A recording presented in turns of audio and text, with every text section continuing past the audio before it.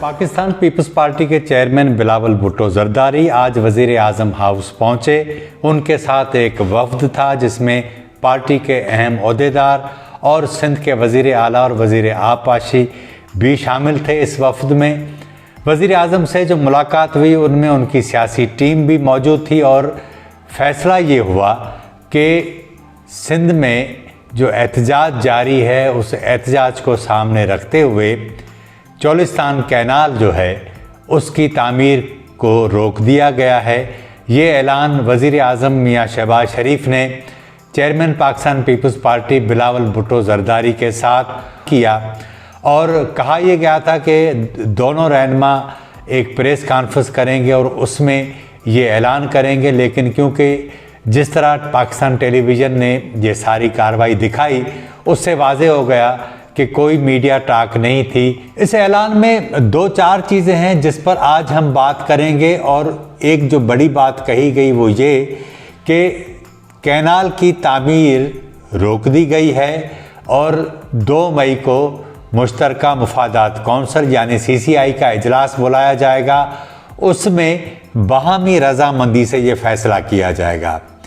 एक बात तो ये जहन में रहे और तय हो चुकी कि जब बाहमी रजामंदी होती है तो अगर एक फ़रीक भी इस पर राज़ी न हो तो ये फ़ैसला नहीं होगा, क्योंकि मुश्तरका मुफादात कौंसिल में ऑलरेडी पाकिस्तान मुस्लिम लीग नून की अक्सरियत है। इसी वजह से पाकिस्तान पीपल्स पार्टी का अगर कैनाल की तामीर रोकने का मुतालबा वोटिंग की बुनियाद पर होता तो ये हो नहीं सकता था। अब ये तय हुआ कि बाहमी रजामंदी से ये फ़ैसला किया जाएगा, तो इसका मकसद ये कि ये फ़ैसला बाहमी रजामंदी से होगा। तो यानी कैनाल की तामीर तो रुक गई, लेकिन सवाल ये पैदा होता है कि अगर कैनाल की तामीर वज़ीर आज़म ने आज ऐलान करके रोक दी है तो ये पिछले दिनों वज़ीर आला सिंध और पीपल्स पार्टी के रहनुमा जो कह रहे थे कि कैनालों की तामीर नहीं हो रही है, कैनालों पर कोई काम नहीं हो रहा है, तो क्या वो उस वक्त दुरुस्त है कि वाकई नहीं हो रहा था, या आज जो वज़ीर आज़म ने कहा है कि कैनालों की तामीर पर जो काम जारी है उसे रोक दिया गया है? इस सवाल ने भी बहरहाल एक अबाम पैदा किया। अब दूसरी बात यह है CCI के इजलास में होगा क्या। इस वक्त तक की जो इतलात हैं उसमें तो ऐसा लगता है कि 2 मई को जब ये CCI का इजलास होगा उसमें माहिरीन पर मुश्तमिल एक कमेटी बनाई जाएगी। वो कमेटी इस बात का तयन करेगी कि चोलिस्तान कैनाल की तामीर होनी चाहिए या नहीं होनी चाहिए। ग्रेटर थल कैनाल 2 जिसे चौबारा कैनाल कहा जाता है उसकी तामीर होनी चाहिए या नहीं होनी चाहिए।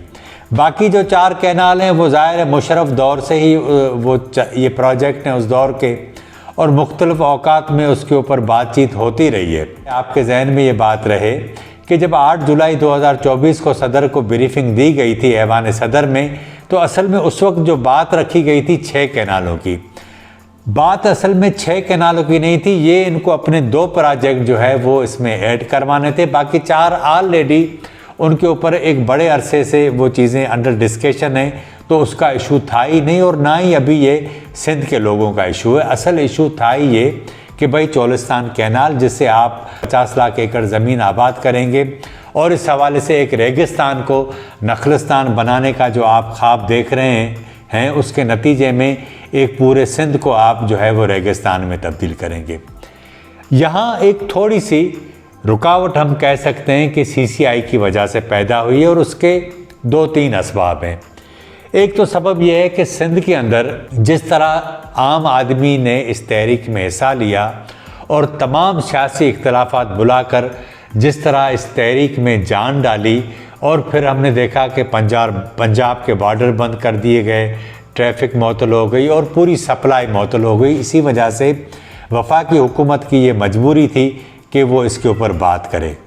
दूसरी बात यह है कि जब कैनाल की तामीर का काम रोकने का वज़ीर आज़म ने हुक्म जारी किया है तो सवाल ये पैदा होता है कि सिंध में इस वक्त जो बबरलो के मकाम पर, कमू शहीद पर और दीगर इलाकों में जो एहतजाज और जो धरने जारी हैं उनकी क़यादतें क्या फ़ैसला करेंगी। क्या वो बैठी रहेंगी, इसको छोड़ देंगी, और उसके बाद उनके मुतालबात क्या होंगे, नई डेडलाइन क्या होगी, वो तो हम अभी फौरी तौर पर इस सिलसिले में कोई बात नहीं कर सकते, क्योंकि जैसे ही ये खबर आई तो हम चाह रहे थे कि आपके साथ ये इन्फॉर्मेशन शेयर की जाए।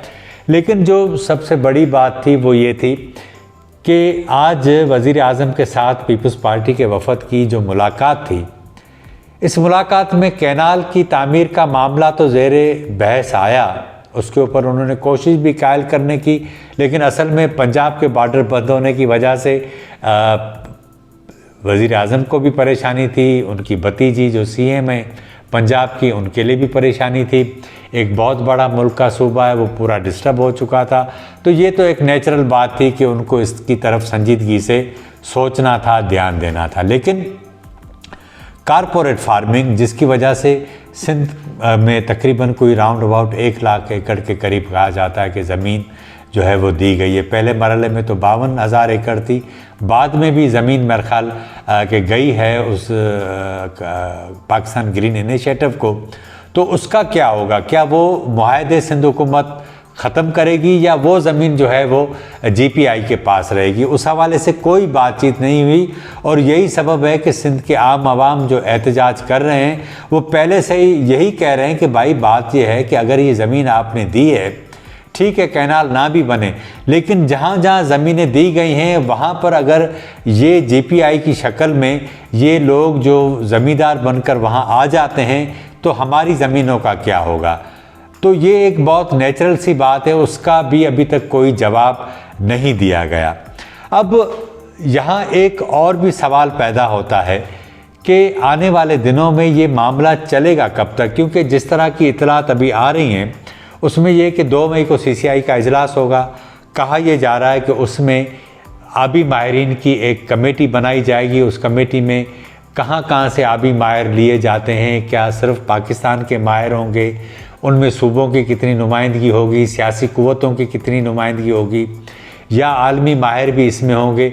ये एक बहुत बड़ा सवाल है जो इस ज़ाहिर मुश्तरका मुफादात कौंसिल है उसमें ज़ेर गौर आएगा। उसके बाद बनेगी एक आबी माहिरीन की कमेटी जो ये तय करेगी कि इस सिलसिले में क्या करना चाहिए, यानी चोलिस्तान का कैनाल जो है वो फिजिबल भी है या नहीं। तो ये जो सारी सूरत हाल जा रहे हैं इसमें ये सारे आबी माहिरीन शामिल होंगे और मेरे ख्याल में सिंध में जो आबी माहिरीन है सिंध के उनको भी इसमें शामिल होना चाहिए और दीगर को भी होना चाहिए और बिल्कुल टेक्निकल बुनियाद पर इस पर बात होनी चाहिए। इसमें सिंध के लोगों का कोई भी एतराज़ नहीं है। वो तो पहले ही कह रहे थे कि भाई सिंध दरियाए सिंध में पानी है नहीं तो आप कैनाल बनाएंगे कैसे। तो ये तो बात ठीक है अपनी जगह, लेकिन हम समझते हैं कि अब अगर बॉर्डर खुल जाते हैं तो ज़ाहिर है कि पंजाब की फिर वो मजबूरी ख़त्म हो जाएगी। लेकिन ये फ़ैसला जो वकला हैं जिन्होंने बबरलो पर धरना दिया है या कमो शहीद पर धरना है, जो अदालती बाइकाट चल रहा है, ये सारी जो सूरत हाल चल रही है वो फ़ैसला करेंगे कि करना क्या है। लेकिन पीपल्स पार्टी का कल सखर में जलसा है तो ज़ाहिर है ये जलसा वो उसको जश्न करके मनाएगी। लेकिन सच्ची बात ये है कि अभी ये कामयाबी मुकम्मल नहीं है। लेकिन एक बात मानी जानी चाहिए कि सिंध के अवाम की ये जदोजहद थी जिसने रंग दिखाए और पाकिस्तान पीपल्स पार्टी के ऊपर अगर सिंध की आवाम का ये दबाव न होता तो शायद वो इस तरह स्टैंड न लेती और हुकूमत को भी मजबूर न करती। अब सवाल आखिरी वो ये कि क्या ग्रीन पाकिस्तान इनिशिएटिव इस सारी सूरत हाल में मान जाएगा? इसका आने वाले चंद दिनों में जवाब मिल जाएगा।